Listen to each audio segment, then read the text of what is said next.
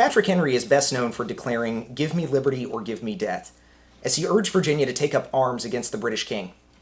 But 237 years ago today, on June 5th, 1788, he gave another powerful speech, this time as a delegate to the Virginia Ratifying Convention in Richmond, warning against unchecked presidential power under the newly proposed U.S. Constitution.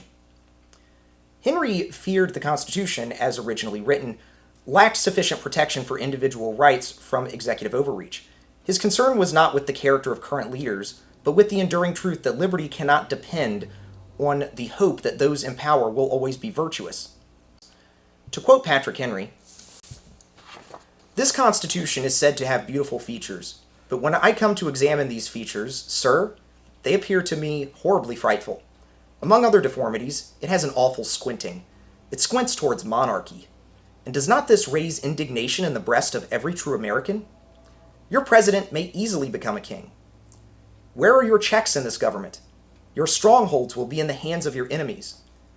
It is on a supposition that your American governors shall be honest, that all the good qualities of this government are founded, but its defective and imperfect construction puts it in their power to perpetrate the worst of mischiefs, should they be bad men.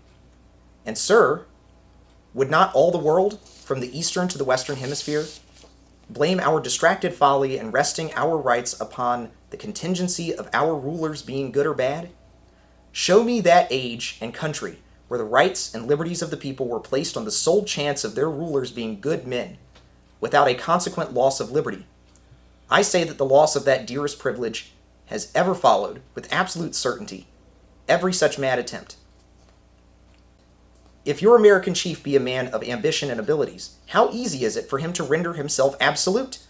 The army is in his hands, and if he be a man of address, it will be attached to him, and it will be the subject of long meditation with him to seize the first auspicious moment to accomplish his design. And, sir, will the American spirit solely relieve you when this happens? But the president, in the field, at the head of his army, can prescribe the terms on which he shall reign master, so far that it will puzzle any American ever to get his neck from under the galling yoke. I cannot, with patience, think of this idea. If ever he violates the laws, one of two things will happen.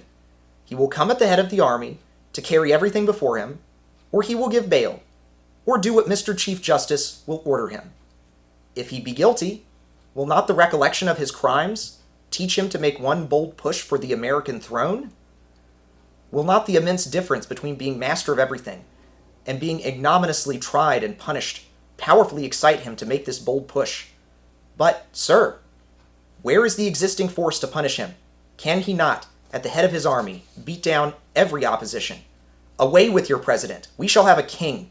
The army will salute him monarch. Your militia will leave you and assist in making him king and fight against you. And what have you to oppose this force? What will then become of you and your rights? Will not absolute despotism ensue?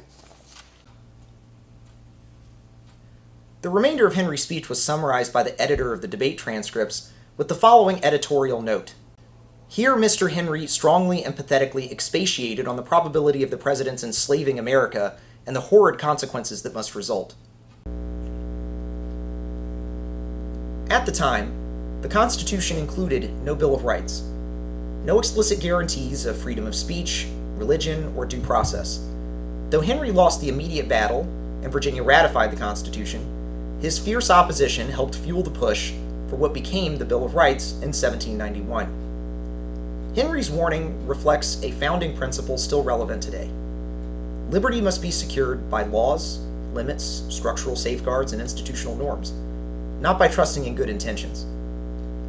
Now, 237 years later, we could reasonably presume that Patrick Henry's concerns were unfounded.